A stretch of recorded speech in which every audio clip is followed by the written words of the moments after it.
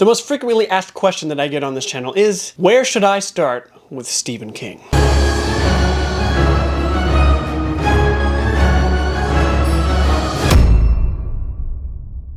Well, in today's video, I'm going to be answering that question by giving you the ultimate Stephen King beginner's guide.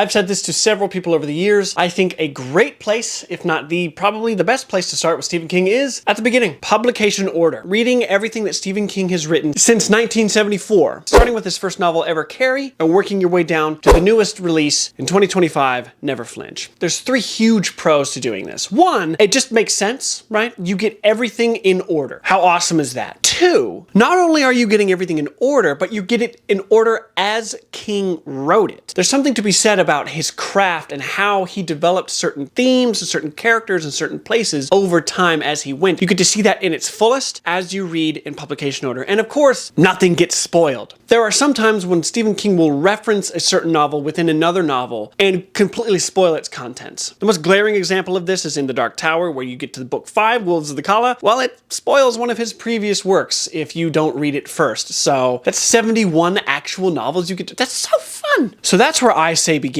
But if you're not satisfied with that answer, don't worry, I've got 5 novels here that I think are great starting points for anybody looking to get into Stephen King. In fact, I think these are 5 novels that everyone who's interested in reading Stephen King should read if they're going to dabble into this man's bibliography. Here we go. The first of those being The Shining. The Shining is about Jack Torrance, a recovering alcoholic who takes a job as the winter caretaker at the isolated Overlook Hotel with his wife Wendy and son Danny. The hotel is filled with a dark past and evil supernatural forces that are particularly potent and visible to Danny, who has psychic abilities known as The Shining. These malevolent entities manipulate Jack, exploiting his weaknesses, which drives him to violence and madness as the winter snow traps the family, leading to a terrifying struggle for survival. Yes, that's right. Stephen King's chilling, haunted hotel story. It's as if he took the classic haunted house trope and just bumped it up a couple notches, right? We're dealing with an entire hotel being cursed. Over the years, the vast majority of Stephen King readers have said that this is his scariest horror novel, but maybe not for the reasons you're thinking. Sure, on one hand, it is a story about a scary hotel, but on another, it's a story about isolation and what that does to a small family who are just trying to survive the winter. I think anyone who wants to dip their toes into Stephen King has to read this book. There's no other way around it. If you really want to get the true, full-on Stephen King experience, The Shining has to be read. Next, Misery. Misery is a psychological horror about novelist Paul Sheldon, who is rescued from a car crash by his, quote, #1 fan, Annie Wilkes. She holds him captive in her remote home after becoming enraged that he killed off her favorite character from his book series. Annie forces a crippled Sheldon to write a new book, keeping him prisoner and subjecting him to violent abuse until he complies with her freaking demands. Yes! Stephen King's probably most infamous horror novel. Give or take a novel or two, right? This is Stephen King's probably most intense horror novel that he's ever written. And it's intense for one reason. There's nothing supernatural about it. It's 2 people in a cabin in the woods during the winter. And the things that Stephen King is able to do between these 2 characters is wild. Misery is also one of those books that you can't really say that you've had the full Stephen King experience until you've read this book. This is a lot of people's entry point into Stephen King's writing, and it's a great place for anyone looking to start that journey. Oh boy. Next, Pet Sematary. Pet Sematary is about the Creed family who moves into a new house in rural Maine and discovers that there's a pet cemetery on their property that can bring pets back to life. Yep, I'm just gonna leave that one at that. In Stephen King's own words, this is the scariest novel he's ever written. And for good freaking reason. To this day, I still think it's the scariest horror novel that I've ever read. This is one of the few Stephen King books that's actually gotten its way under my skin and made me feel things that I just don't ever want to feel again. This book is creepy to the max. Definitely the scariest book he's ever written. Not just because of the idea behind it, but because of what it truly meant to the author to write it. A real-life circumstance caused him to write this novel, and he must have been in a very dark place when he wrote it, because it's one of those stories that he says that after he finished the manuscript, he didn't even want to touch it for months. This is also the only hopeless novel he's ever written, because when I say that, well, you're just gonna have to get to the end to read that. Everyone that I've talked to that's read it and given it the shot, it ends up being not only their favorite Stephen King book they've ever read, but generally it becomes their favorite book of all time. It is just that good. If you can't handle books about grief, maybe this book isn't for you, but I still say this is one of those books that needs to be read if you're going to consider starting your Stephen King journey. Next, 11/22/63. 11/22/63 is about a high school English teacher named Jake Epping who uses a time portal in a diner's closet to travel back to 1958 with the mission to prevent the assassination of John F. Kennedy. Jake must live in the past while navigating its dangers, a love affair with a librarian, and the past's resistance to being changed. The novel explores the consequences of changing major historical events as Jake discovers that altering the past may have unforeseen negative consequences. Stephen King's historical fiction time travel romance. This book is freaking amazing, guys. One of those standout novels of his bibliography that just feels completely different from anything else that he's ever written. It's intense, it's thrilling, it keeps you on the edge of your seat, but it's beautiful. It's so freaking beautiful. A man from our time steps back into history to prevent the Kennedy assassination? Say less to me. Say less to me. This book is gripping from beginning to end. You will not be able to put it down. Of his modern works, this is one of his biggest and best modern classics. This is also a novel that I don't think you can really consider yourself a Stephen King fan if you haven't read this. Now, I'm not saying anybody can't be a Stephen King fan. If you haven't read this book, you freaking need to. This is one of those I highly recommend. You will love it if you read it. It will change your life. And last, but certainly not least, The Stand. The Stand is a dark fantasy post-apocalyptic story about a super flu that wipes out most of humanity, following the survivors as they struggle to rebuild civilization and eventually face a final confrontation between good and evil. Stephen King's post-apocalyptic dark fantasy masterpiece starts with a virus that spreads across the world, killing 99.4% of humanity, and those that are left essentially have to usher in the apocalypse with an epic battle of good versus evil. Of course, this is, across the board, Stephen King's best novel he's ever written, and that's not just coming from me, a person whose favorite book happens to be The Stand. This is also coming from the vast majority of Stephen King fans over the years. What to say about this? I have 2 videos of me reading this book on this channel, so if that tells you anything, this book is freaking amazing. But like I said, it's post-apocalyptic and it's dark fantasy, so it's not over-the-top scary, but it is worth the read. It is definitely his longest novel. It is over 1,200 pages, so if you've got the time, some of his best characters, if not his best characters, one of his best plots, and how everything just comes together full circle in the end. And this book is nothing short of breathtaking and beautiful. And since it is considered his greatest work, of an author that's written over 71 novels, and he's classified as the king of the horror genre, why wouldn't you want to read the greatest book that he's ever written? And that's it. Those are the 5 recommendations that I give to everybody who wants to dip their toes into Stephen King. Of course, I could have included other works like It, or Carrie, his first novel, or Salem's Lot, his second novel. There's just so many to pick from. I tried to think of like his most famous and his most impactful or his most interesting, right? Other Stephen King fans in the comments who've been reading for a long time, if you have anything to add to these 5 books, please let me know. I think these 5 novels encapsulate a lot of what to expect from his writing and his storytelling and how he does characters. I don't think you can go wrong. Here's the thing about Stephen King. He's not just the king of horror. He also happens to be a master of several genres. 4 or 5 main categories that I've come up with. This portion is heavily inspired by a friend of mine on BookTube known as Red Fury Books. He made a Stephen King guide last year, and I've wanted to do something similar ever since seeing that. So this section I borrow heavily from him. There's 5 generic genre categories that I think most of his novels can fit into. The first is horror. The second is fantasy, science fiction, magic or realism, that kind of thing. The third is crime, thriller, mysteries. The fourth, we have to make an entire section for his short fiction because he is an incredible short fiction writer. And then, of course, the 5th and final category would be his nonfiction. So let's get into these genres, because if you're not interested in publication order and you're not interested in the 5 recommendations that I gave you, don't worry. We got 71 books to get through, so let's begin. Disclaimer, this section that we're about to enter into is not a recommendation section. I am literally about to give you a brief synopsis of every single Stephen King book by genre, so that you get a full breakdown of what to expect from each book. So yeah, enjoy. All right, over his career, Stephen King has written 30 horror novels, 30 bona fide horror novels, starting with 1974's Carrie. Essentially, Carrie is about Carrie White, a shy, telekinetic teenager who's tormented by bullying at school and fanatic religious abuse from her mother. After a cruel prank at prom, Carrie unleashes her telekinetic powers in a catastrophic act of revenge, leading to the destruction of the school and town. Next up is 1975's Salem's Lot. Salem's Lot is about writer Ben Mears returning to his childhood home of Jerusalem's Lot, Maine, only to discover the residents are being turned into vampires by a mysterious, newly arrived ancient evil. Yeah, this book is fetching amazing. Everybody needs to read it. It's like Stephen King's take on Dracula. It is perfect. Next is 1977's The Shining. I don't think I really need to go into that, do I? Next is 1980's Firestarter. Firestarter follows young Charlie McGee and her father Andy as they are hunted by a shadowy government agency called The Shop after Charlie develops powerful pyrokinetic abilities from a secret experiment called Lot 6 that her parents were subjected to.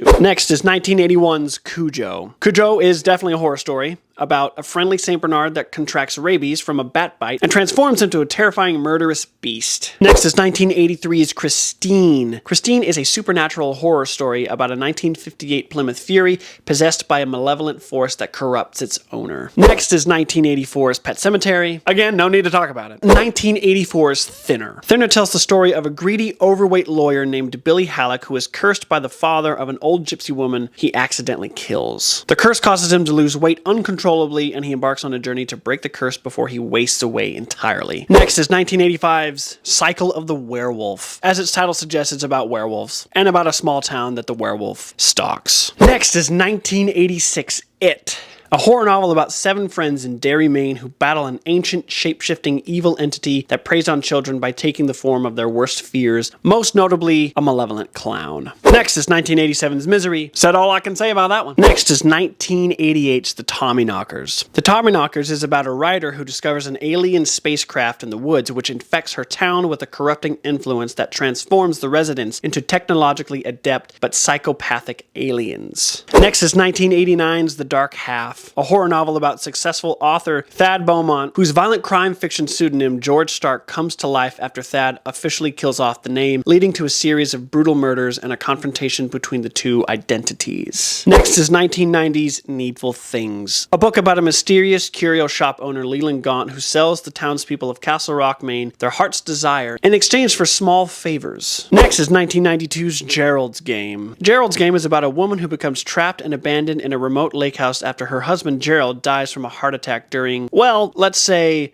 marital things, and leaves her handcuffed to the bed. Next is 1993's Dolores Claiborne, a psychological thriller told as a first-person monologue by Dolores Claiborne, a 65-year-old woman suspected of murdering her wealthy, elderly employer. Next in 1994 is Insomnia, a book about a man named Ralph Roberts, a septuagenarian widower in Derry, Maine, who after his wife's death suffers from increasing insomnia. This lack of sleep gives him the ability to perceive hidden aspects of reality, and let's just say this book gets freaking wild. Next is 1995's Rose Madder, a novel about Rosie Daniels who escapes her violent 14-year abusive marriage to a police officer named Norman. After starting a new life in a new city and finding a mystical painting at a pawn shop, the story shifts from a domestic thriller to a mythological fantasy as Norman relentlessly hunts her. Next is 1996's Desperation, where several people are abducted by a crazed, possessed police officer in the isolated Nevada mining town of Desperation, where they discover an ancient murderous entity has been unleashed by miners breaking into another dimension. Also in 1996 is The Regulators. It's about an otherworldly entity possessing an autistic boy, Seth, to transform a suburban street in Ohio into a surreal, violent, Western-style landscape. Next is 1998's Bag of Bones, a book about a grieving widower and best-selling author Mike Noonan who returns to his Maine summer home, Sarah Laughs, after his wife's death, only to become entangled in a local custody battle against a powerful millionaire and a mystery involving ghostly visitations at the house. Next is 1999's Dreamcatcher, a book about 4 friends with a telepathic bond who must confront a deadly extraterrestrial parasite and an alien invasion threatening humanity. Next is 2002's From a Buick 8, a book about a sinister, otherworldly 1953 Buick Roadmaster that a Pennsylvania State Trooper Barracks Troop D has secretly kept hidden in a shed for over 20 years. Next is 2006's Cell. Cell is an apocalyptic horror novel about a mysterious signal sent through the global cell phone network that turns most of the human population into mindless, vicious creatures. Also in 2006 is Lisey's Story, a book about a widow who discovers a dark, fantastical world, Booyah Moon, her deceased, famously mysterious author husband, Scott Landon, used to access. Next is 2008 It's Duma Key, a book about Edgar Fremantle, a wealthy construction executive who, after a career-ending accident that leaves him disabled and enraged, moves to the Florida coast to paint as a form of therapy. His paintings then become a powerful conduit for supernatural forces tied to the island of Duma Key and the memories of a local woman. Next is 2013's Dr. Sleep, a sequel to The Shining. We follow Danny Torrance as he's grown, now an adult, must protect a young girl named Abra from a nomadic cult called the True Knot. Next is 2014's Revival, a cosmic horror story that follows the parallel lives of Jamie Morton and Reverend Charles Jacobs across 5 decades, beginning with their first meeting in a small New England town. Their lives intersect periodically, leading to a dark pact with profound consequences and culminating in one of the most terrifying conclusions in King's career. Next is 2017's Sleeping Beauties, a book about a mysterious pandemic that causes all women to fall into a cocoon-like sleep, leaving behind a world of men. We can only guess how that goes, right?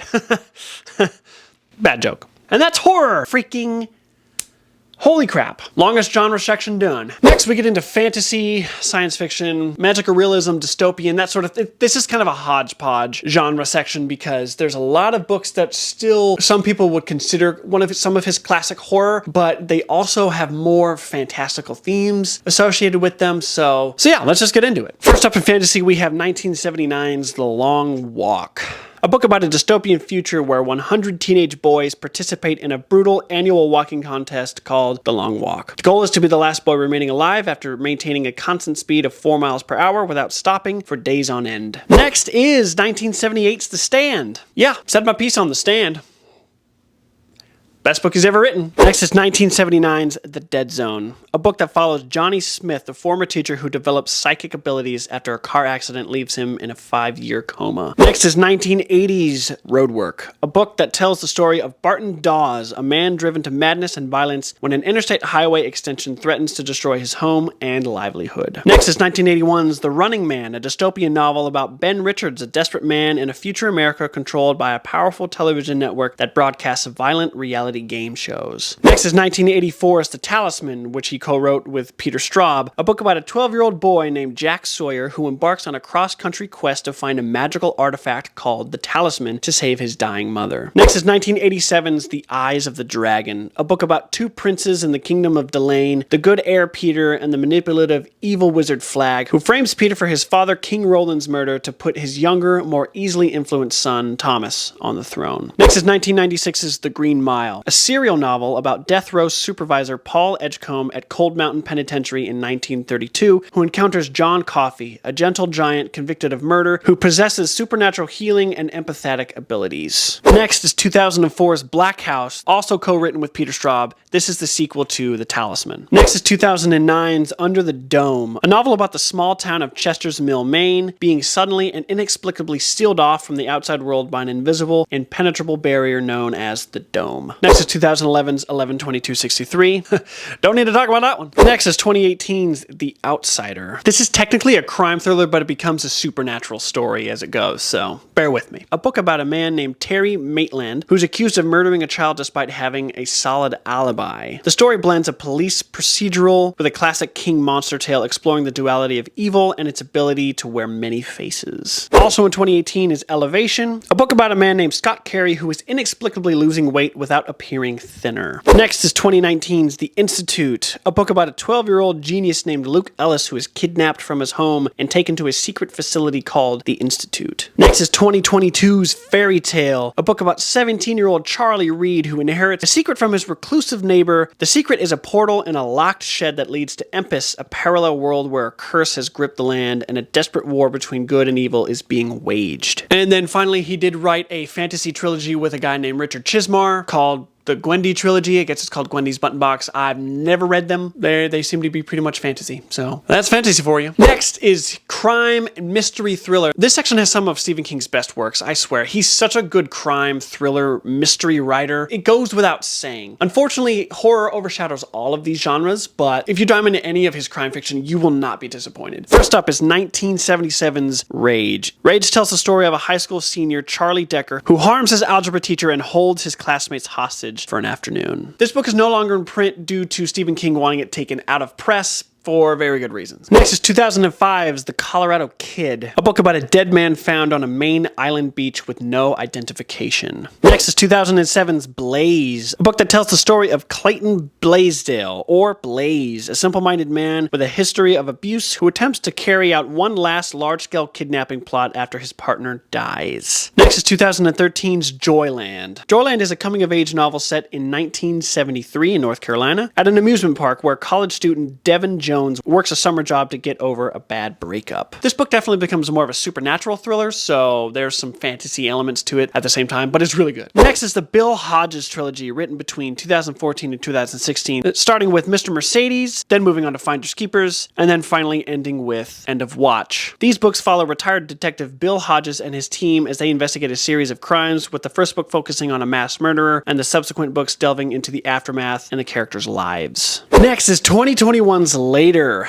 a book about a boy named Jamie Conklin who has the ability to see and speak with the recently deceased. Next is 2021's Billy Summers, a book about a decorated Iraq war veteran and hitman with a strict moral code who only kills truly bad people, even as he plans his retirement from the profession. Billy is so freaking good. Next is 2023's Holly, a book that follows private investigator Holly Gibney as she investigates the disappearance of a young woman. Holly is also a character from the Bill Hodges trilogy, so there's a connection there. That's fun. And then last but not least is 2025's Never Flinch, a book about the investigation of a serial killer targeting innocents and a guilty party in revenge for a woman wronged by the legal system, and the story of a feminist activist, Kate Mackey, who is stalked by a misogynistic fanatic. That's crime thriller, man. A lot of those books are freaking top tier literature, in my opinion. Now, this next section is going to be a little bit different because it's not really a genre-based, it's more medium-based, and this is the short fiction section. Stephen King, if you didn't know, is a master of short fiction. Every few years or so, releasing a new short story collection where he practices writing short stories and novellas. He's been doing it since the beginning of his career, and he's one of the best at it, if not the best contemporary short fiction author. I'm not really going to go into what each one is about because, well, they're all about different things. Each story's different, each novella is different. There are some collections where the novellas tie into one another, but for the most part, none of them really do, so I'm just going to name these off to you. First, we have 1978's Night Shift. Next is 1982's Different Seasons. Then we have 1985's Skeleton Crew, 1990's Four Past Midnight, 1993's Nightmares and Dreamscapes, 1999's Hearts in Atlantis, 2002's Everything's Eventual, 2008's Just After Sunset, 2010's Full Dark No Stars, 2015's The Bazaar of Bad Dreams, 2020's If It Bleeds, and most recently 2024's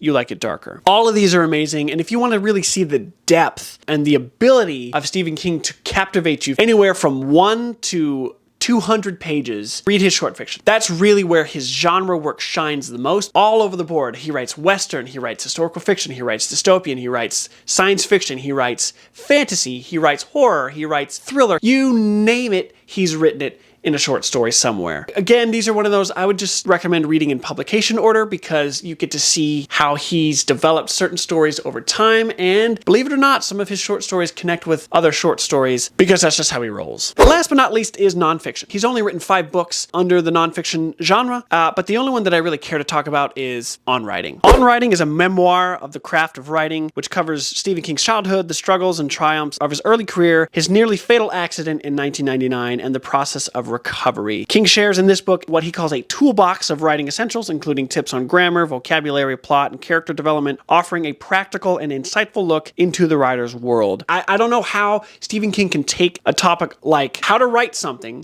we all learned in English class, and make it so entertaining and engaging. It's as if you and Stephen King are sitting down, kicking back some beverages on a back porch, and he's just talking to you, telling you stories. It is so good.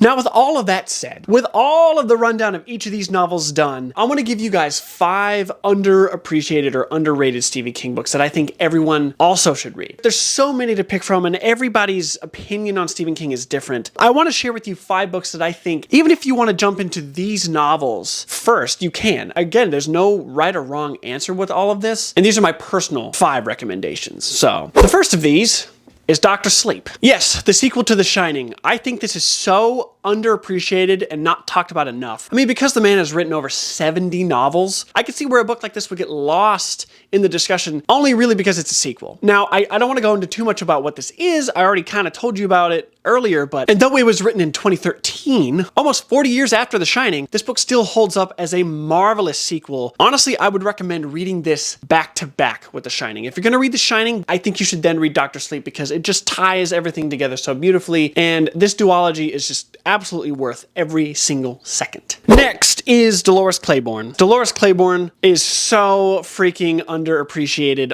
on BookTube. It is quite triggering. I mean, you do get a glimpse into an abusive marriage. It is so well written. I'm kind of blown away at this book because there are no breaks in the paragraph. There's no chapters in it. It is just one straight up monologue, a very detailed story, all from Dolores Claiborne's first person narration. I don't know how he did it, but I've never read a first person book quite like this because Dolores feels completely all her own. It's so wildly unique, and it's one of his horror novels that's not supernatural. It's just raw and real, and it's just so bloody good. Everybody needs to read it. Next, I would recommend Bag of Bones. Stephen King's ultimate ghost story. You just can't miss with this one. This is a book that took me a few attempts to read and get through, but once I got to the end, oh my gosh! It's a book about grief and finding love and finding family, unresolved trauma, and justice for the dead. And it's just, there's so much that's wrapped up. Like, this is kind of a literary turning point for Stephen King. It's like an intersectional crossroads in his career because this just merges so many things. It is horror. It is mystery thriller. It is suspense. It is also kind of fantasy. And I would say on top of it all, it's literary fiction. And I think everybody needs to freaking read it. It is so underappreciated in top 10s on Stephen King or in the discussion of Stephen King. And I think anyone who picks this up as their first Stephen King